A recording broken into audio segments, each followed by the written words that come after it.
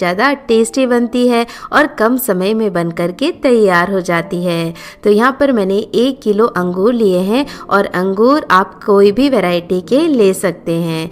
सबसे पहले हम अंगूरों को अच्छे से धोएंगे। अंगूर पहले ही धो कर के ना रखें। जब आप चटनी बनाने वाले हों यानी आप उनका इस्तेमाल करने वाले हों तभी अंगूरों को धोना शुरू करें, क्योंकि यदि अंगूर आप धोकर पहले ही रख देते हैं ना तो जहाँ से हम अंगूर को तोड़ते हैं डंठल से वो हिस्सा फिर काला पड़ने लगता है। इसलिए मैंने अभी के अभी अंगूर हैं वो अच्छे से इस बड़े बर्तन के अंदर पानी डालकर धो लिए हैं। बीच में एक बार मैंने पानी चेंज कर दिया था।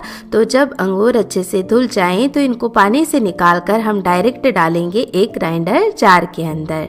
तो ये सारे अंगूर मैं इस ग्राइंडर जार में ऐड कर रही हूँ। और अंगूर में वैसे तो ढेर सारा पानी होता है, बहुत ही इसीलिए ग्राइंड हो जाते हैं, लेकिन फिर भी मैं लगभग आधा कप पानी इन्हें अच्छे से ग्राइंड करने के लिए और डाल रही हूँ। तो यहाँ पर अंगूर हैं वो अच्छे से मैं ग्राइंड कर लेती हूँ। तो ये मैंने अंगूर का जूस बना करके तैयार कर लिया है और अब हम इसे छान लेंगे। तो छानने के लिए एक दूसरे बर्तन के ऊपर मैंने इस तरह की मोटे छेद वाली छलनी का इस्तेमाल किया है। तो बस ये सारा जूस इस छलनी में डालेंगे और अच्छे से छान लेंगे। तो अब स्पैचुला की हेल्प से इसे हम थोड़ा सा ऐसे चला लेते हैं, क्योंकि जो छिलका होता है ना वो बीच में आ जाता है छनते समय। तो इसे ऐसे चलाएंगे तो बहुत ही ईजीली जूस अलग हो जाएगा और छिलका अलग हो जाएगा।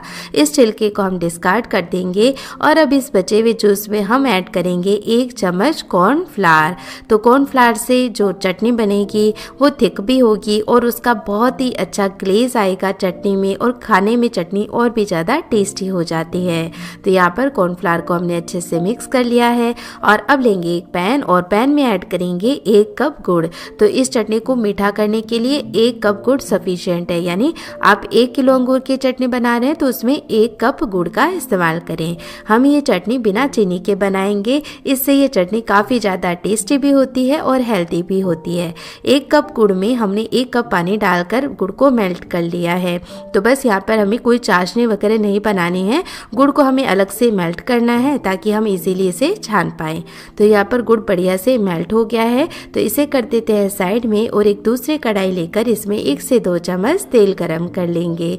और जैसे ही तेल गरम हो जाएगा इसके अंदर सबसे पहले हम चुटकी भर हींग डालेंगे। हींग से चटनी का टेस्ट भी बढ़ जाता है। साथ ही जब हम चटनी चाट के ऊपर डालते हैं तो ये डाइजेशन में भी बहुत हेल्पफुल होती है। तो इस वजह से यदि हम चाट वगैरह खा भी रहे हैं या दही भल्ले बना रहे हैं उस पर भी ये चटनी डाल रहे हैं तो वो हमें इजीली डाइजेस्ट भी हो जाता है।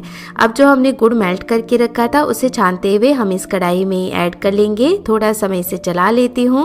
और अब इस गुड़ की चाशनी के साथ साथ ही हमने जो कॉर्नफ्लोर मिला के अंगूर का जूस रखा था वो भी इसमें ऐड कर लेंगे। तो यदि कॉर्नफ्लोर नीचे बैठ गया है तो एक बार इसे थोड़ा सा चला लें और फिर जैसे ही कढ़ाई के अंदर हम ये अंगूर का जूस डालेंगे इसे लगातार चलाते रहेंगे जब तक ये थोड़ा थिक ना हो जाए और इसमें एक उबाल ना आ जाए। तो यहाँ पर 4 से 5 मिनट में ही बढ़िया से सारी चीज़ें गर्म हो जाएंगी और गर्म होते ही ये धीरे धीरे पकना स्टार्ट हो जाएगा और गाढ़ा भी हो जाएगा। शुरुआत में आपको जब ये नहीं पकता है तब काफ़ी सारे झाग दिखाई देंगे, लेकिन जैसे जैसे ये पकना शुरू कर देगा वैसे वैसे ये झाग सारे के सारे खत्म हो जाएंगे।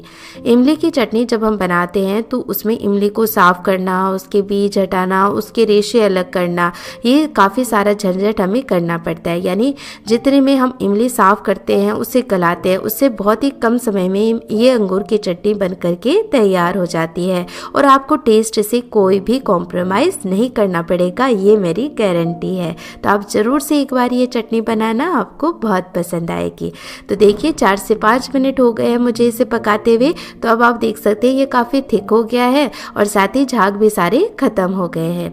तो अब 2 से 3 मिनट हम इसे और पका लेते हैं ताकि एक बढ़िया सा बॉईल आ जाए। और जैसे जैसे ये पकती रहती है चटनी वैसे वैसे इसमें शाइन भी आती रहती है। तो इससे भी आपको पता चल जाएगा कि जो चटनी है वो हमारी अच्छे से पक गई है।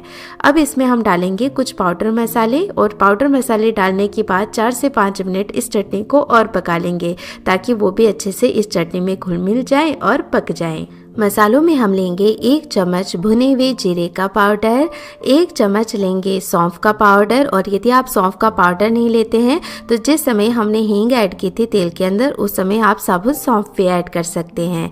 1 चम्मच सूखी अदरक का पाउडर यानी सौंठ का पाउडर ऐड करेंगे, और इसी के साथ हम इसमें डालेंगे 1 चम्मच काश्मीरी लाल मिर्च का पाउडर, ताकि चटनी तीखी भी ना हो और इसका कलर भी बहुत अच्छा है।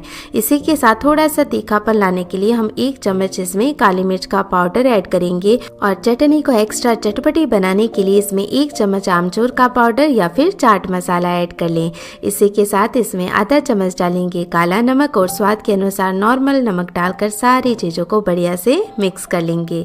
अब जैसे जैसे ये मसाले चटनी के अंदर पकेंगे चटनी का कलर भी बहुत अच्छा हो जाएगा, साथ ही इसमें से बहुत ही अच्छी खुशबू भी आने लगेगी। तो यहाँ पर देखिए हमने ना ही अलग से कोई आर्टिफिशियल कलर का इस्तेमाल किया है, फिर भी आप देख सकते हैं चटनी का कलर कितना बढ़िया आया है। तो बस अब मसाले डालकर हम 5 मिनट के लिए इस चटनी को और पका लेते हैं। तो देखिए धीरे धीरे जो चटनी है वो भी थिक हो रही है।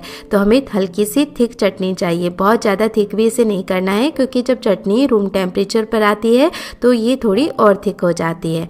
तो यहाँ पर आप देख सकते हैं कि अब चटनी में बहुत ही अच्छी शाइन आ गई है और अच्छे से ये पक गई है। पहले शुरुआत में बहुत बबल्स इसमें दिखाई दे रहे थे, अब इसमें बिल्कुल भी बबल्स नहीं है। और इस तरह से स्पैचुला से जब हम इसे गिरा रहे हैं तो एक धार इसमें बन रही है जो कि एकदम ट्रांसपेरेंट है। तो अब इस चटनी में हम 1 चम्मच मस्क मेलन सीड्स ऐड करेंगे। तो इन्हें मैं थोड़ा रोस्ट करके ले रही हूँ। ये टोटली ऑप्शनल है, आपको पसंद है तो आप ऐड कर सकते हैं, नहीं तो स्किप कर सकते हैं। अब चटनी कितनी हमें पकानी है उसको जानने के लिए आप ये करें कि कोई भी चम्मच आप इस तरह की ले लें। तो ऐसे गिराने से ही आपको पता लग रहा है कि चटनी हमारी कितनी थिक हो गई है। और दूसरा, यदि ऐसे नहीं पता लगता है तो आप इसके उल्टे साइड में देखें, तो देखिए कैसी एक लेयर बन रही है, और उंगली इस पर चला रहे हैं तो ये लेयर आपस में मिक्स नहीं हो रही है, बीच में गैप बरकरार है। तो बस इसी तरह की चटनी हमें पका करके तैयार करनी है।